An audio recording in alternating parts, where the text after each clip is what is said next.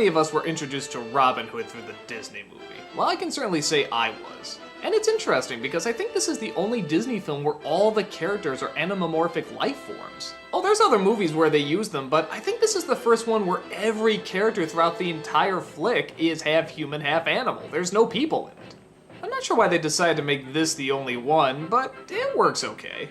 Having Robin Hood as a fox is a clever idea. Little John is this gigantic bear, that works out pretty well. And the others lend their way to a lot of creative jokes also.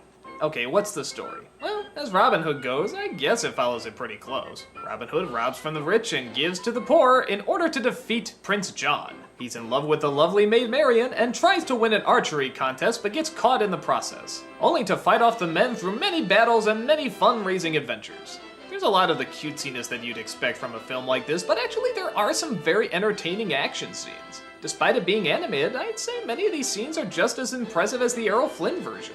You can get away with a lot more, so it looks more impressive. Robin is pretty much your very basic nice hero, and Maid Marian is very much your very typical nice maiden. Just a nice little romance to soak up the kids' attention. They stay in their basic roles, and I guess that works out okay.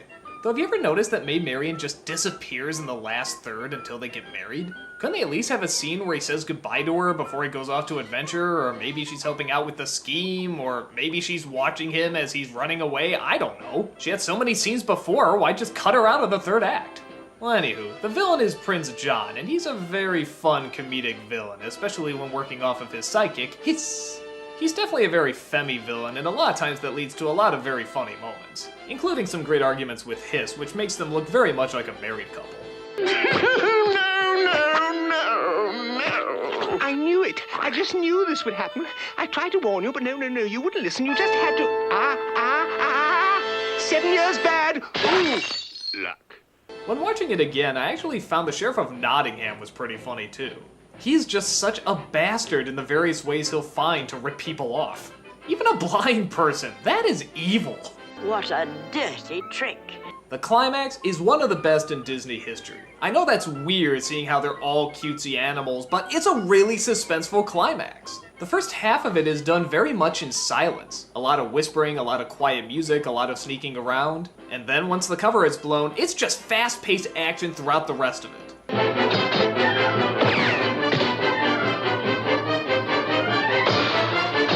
It's just great because everywhere the main character turns, there's always something else trying to get him. He just cannot get a break throughout this entire scene. You got arrows flying at him, axes, henchmen, fire, and it just keeps building higher and higher throughout the castle. It's a really good setup. Shoot him! Overall, Robin Hood is a very good kids' adventure film. It's not great, and I don't know how many great things are really in it, but it is very entertaining. Some parts drag, but when it doesn't, it's a lot of fun.